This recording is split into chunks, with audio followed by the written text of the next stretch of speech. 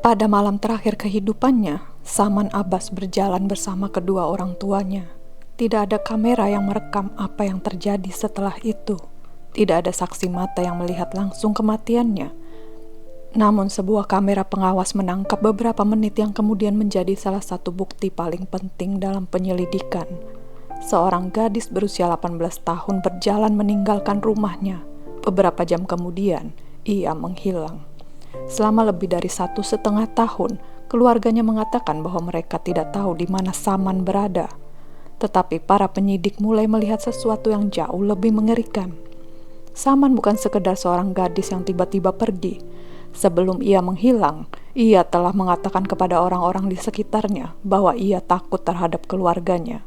Ia juga telah menolak sebuah pernikahan yang direncanakan untuknya. Dan ketika penyidik mulai menyusun kembali hari-hari terakhir hidupnya, satu pertanyaan muncul. Apa yang sebenarnya terjadi pada Saman Abbas pada malam 30 April 2021? Bagaimana kisah selengkapnya? Stay tune.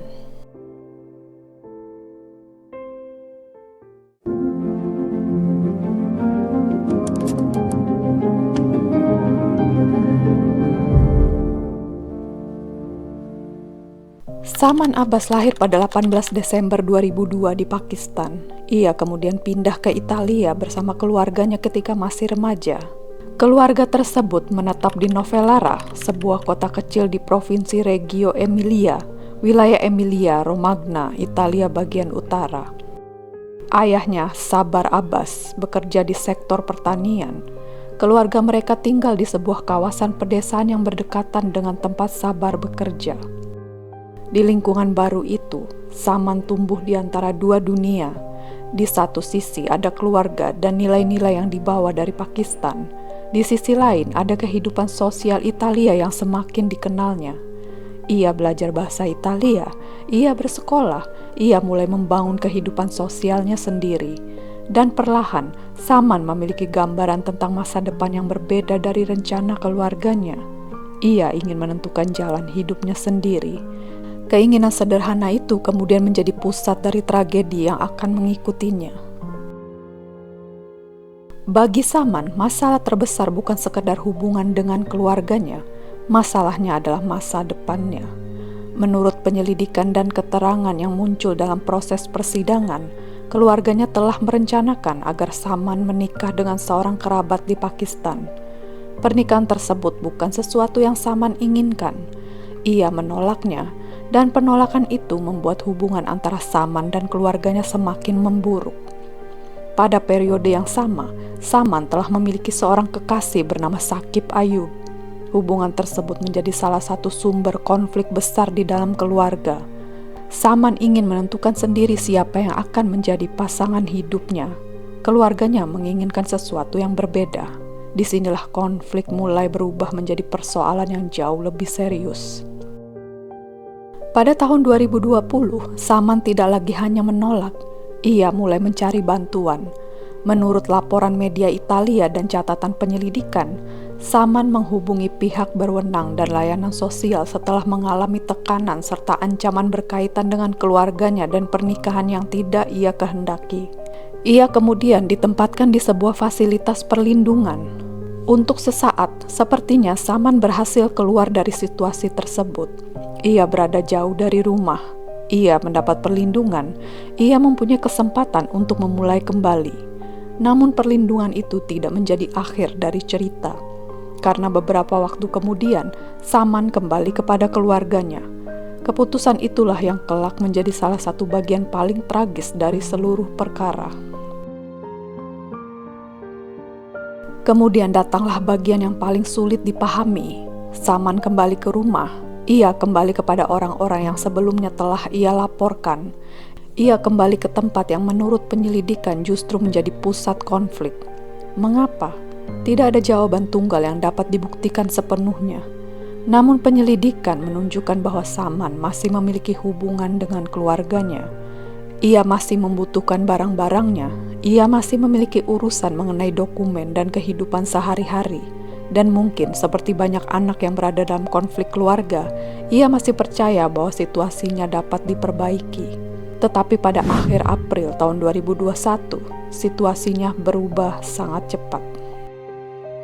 Tanggal 30 April 2021 menjadi salah satu tanggal terpenting dalam perkara ini. Saman berada di Novelara.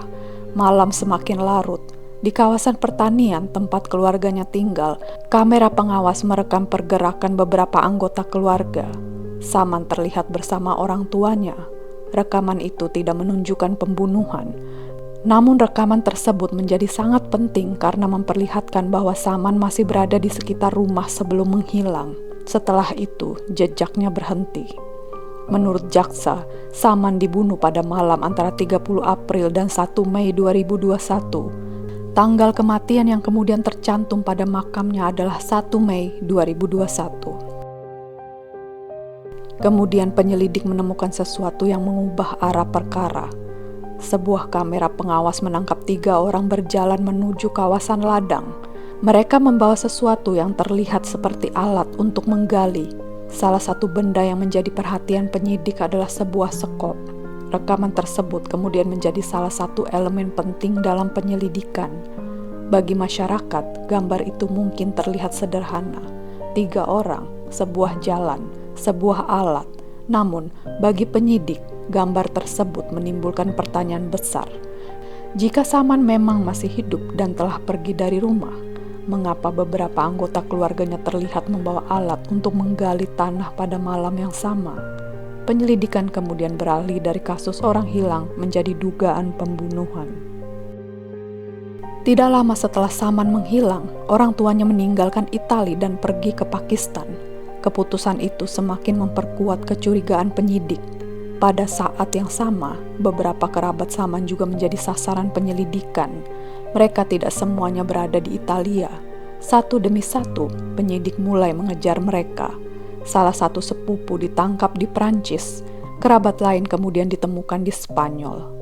Pihak Italia mulai mengupayakan ekstradisi. Sementara itu, Saman masih belum ditemukan.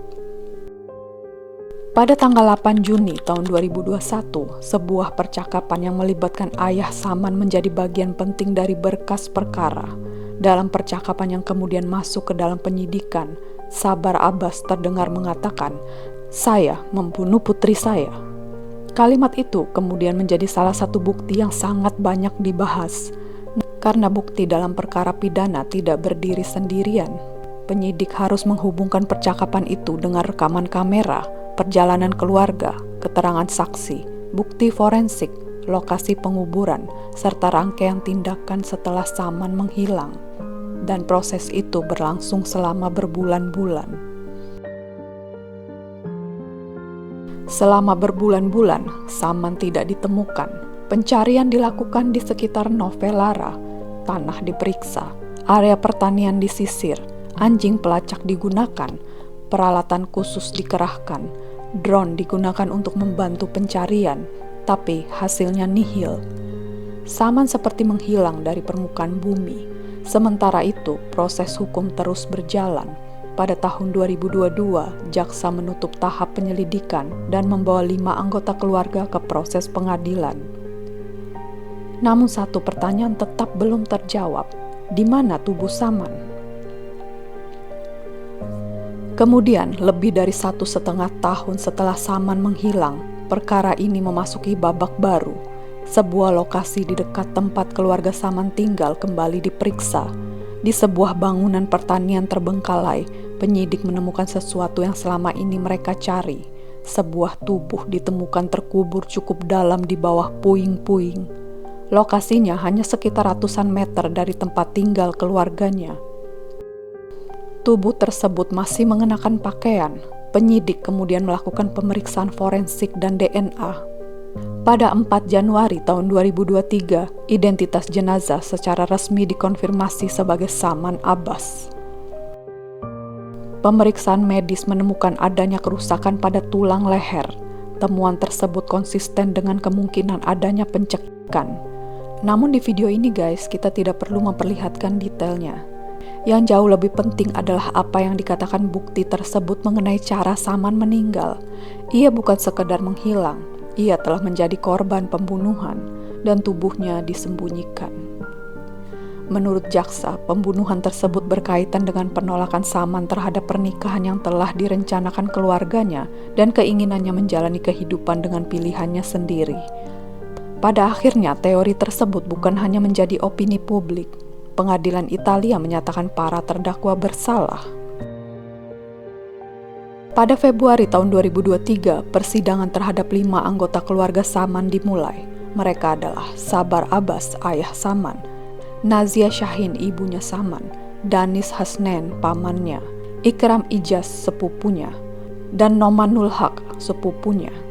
Masing-masing menghadapi tuduhan dengan posisi hukum yang berbeda. Saman tidak pernah bisa memberikan kesaksiannya sendiri. Karena itu, pengadilan harus membangun kembali malam terakhirnya melalui bukti-bukti tidak langsung, rekaman kamera, percakapan, perjalanan para terdakwa, keterangan saksi, temuan forensik, dan lokasi tempat tubuhnya ditemukan. Pada tanggal 19 Desember tahun 2023, Pengadilan Asis Reggio Emilia menjatuhkan keputusan tingkat pertama. Ayah Saman, Sabar Abbas, dihukum penjara seumur hidup. Ibunya, Nazia Shahin, juga dijatuhi hukuman seumur hidup. Pamannya, Danis Hasnen, menerima hukuman 14 tahun penjara, sementara 2 sepupunya, Ikram Ijaz dan Nomanul Haq, dibebaskan pada tingkat pertama. Namun perkara tersebut belum selesai. Masih ada banding, dan hasilnya akan mengubah hukum 2 orang yang sebelumnya dibebaskan. Setelah meninggalkan Italia, Nazia Shahin berada di Pakistan. Selama bertahun-tahun, ia tidak berada di dalam tahanan Italia. Kemudian pada Mei tahun 2024, ia ditangkap di Pakistan. Penangkapan itu menjadi perkembangan besar karena ibu Saman akhirnya berada dalam proses hukum setelah bertahun-tahun menghilang dari jangkauan aparat Italia. Sementara itu, jenazah Saman akhirnya mendapatkan tempat peristirahatan. Pada tanggal 26 Maret tahun 2024, pemakaman Saman dilaksanakan secara tertutup di Novellara. Di makamnya tercantum tanggal lahir Saman dan kematian Saman. Untuk pertama kalinya setelah hampir 3 tahun, Saman memiliki tempat yang dapat didatangi keluarganya dan masyarakat yang ingin mengenangnya. Pada April tahun 2025, perkara memasuki tingkat banding. Dan kali ini hasilnya jauh lebih berat. Pengadilan Banding Bologna mempertahankan hukuman seumur hidup untuk kedua orang tua Saman. 2 sepupunya yang sebelumnya dibebaskan pada tingkat pertama juga dinyatakan bersalah dan dijatuhi hukuman seumur hidup. Sementara hukuman Danis Hasnen dinaikkan dari 14 tahun menjadi 22 tahun. Pengadilan banding juga mengakui unsur perencanaan sebelumnya dan motif yang dipandang sangat tercela dalam perkara tersebut. Dengan keputusan itu, seluruh 5 anggota keluarga yang diadili dinyatakan bertanggung jawab secara pidana, tetapi masih tersisa 1 tahap terakhir. Pada 15 Juli tahun 2026, Mahkamah Agung Italia akhirnya memberikan keputusan terakhir. Permohonan kasasi para terdakwa ditolak. Dengan demikian, hukuman menjadi berkekuatan hukum tetap. Sabar Abbas, Nazia Shahin, Ikram Ijaz, Nomanul Haq, keempatnya menjalani hukuman penjara seumur hidup. Sementara Danis Hasnen menjalani hukuman 22 tahun penjara. 5 tahun setelah Saman menghilang, rangkaian proses hukum akhirnya mencapai titik akhir. Secara hukum, jawabannya adalah pembunuhan. Namun, kisah Saman jauh lebih kompleks daripada 1 malam di bulan April. Ada seorang gadis yang ingin menentukan pasangan hidupnya sendiri. Ada keluarga yang menginginkan keputusan berbeda. Ada konflik mengenai kehidupan pribadi. Ada tekanan. Ada laporan kepada pihak berwenang. Ada perlindungan sosial. Ada kepulangan ke rumah. Dan kemudian ada sebuah malam ketika Saman tidak pernah kembali. Jaksa berpendapat bahwa keluarganya merencanakan pembunuhan tersebut untuk menghentikan kehidupan yang ingin ia jalani. Pada akhirnya, pengadilan Italia menerima pertanggungjawaban pidana 5 anggota keluarga. Jaksa Reggio Emilia pada tahun 2026 menyebut perkara itu bukan pembunuhan spontan akibat pertengkaran sesaat, melainkan kejahatan yang menurut pengadilan telah direncanakan dan diikuti dengan upaya melarikan diri. Ada sesuatu yang menyedihkan dari kisah Saman Abbas. Ia tidak meminta sesuatu yang luar biasa. Ia ingin memilih pasangan, memilih masa depan, memilih kehidupan yang ingin ia jalani. Namun keinginannya berhadapan dengan sebuah sistem keluarga yang menurut putusan pengadilan akhirnya berujung pada kematiannya. Saman berusia 18 tahun, usia ketika sebagian besar orang baru mulai memikirkan masa depan. Bagi Saman, masa depan itu hanya berlangsung sampai malam 30 April 2021. Lebih dari 1,5 tahun kemudian, tubuhnya ditemukan tidak jauh dari tempat ia tinggal. Dan 5 tahun setelah kematiannya, Mahkamah Agung Italia mengakhiri proses hukum tersebut dengan mempertahankan seluruh hukuman terhadap 5 anggota keluarganya. Namun sebuah putusan pengadilan tidak dapat mengembalikan kehidupan, tidak dapat mengembalikan seorang anak kepada keluarganya, tidak dapat menghapus malam terakhir itu. Yang tersisa hanyalah sebuah nama, Saman Abbas. Seorang gadis yang pernah datang ke Italia sebagai seorang anak, seorang perempuan muda yang ingin menentukan hidupnya sendiri, dan seorang korban yang kisahnya akhirnya menjadi simbol dari bahaya ketika kebebasan seseorang dianggap sebagai sesuatu yang boleh dirampas oleh keluarganya. Saman Abbas meninggal pada usia 18 tahun. Tanggal lahirnya 18 Desember tahun 2022. Tanggal kematiannya 1 Mei 2021. Dan setelah bertahun-tahun pencarian, penyelidikan, persidangan, banding, serta kasasi, namanya akhirnya memperoleh satu hal yang selama ini dicari keluarganya. Kepastian. Bukan kepastian yang dapat mengubah masa lalu, tetapi kepastian bahwa kisah Saman tidak berakhir sebagai seorang gadis yang sekedar menghilang. Ia adalah korban pembunuhan. Dan pada 15 Juli tahun 2026, hukuman terhadap 5 anggota keluarganya menjadi final. Saman Abbas tidak pernah mendapat kesempatan untuk memilih bagaimana hidupnya berakhir, tetapi kisahnya membuat satu hal menjadi sulit untuk dilupakan, bahwa seseorang tidak kehilangan hak untuk menentukan hidupnya hanya karena ia dilahirkan ke dalam sebuah keluarga.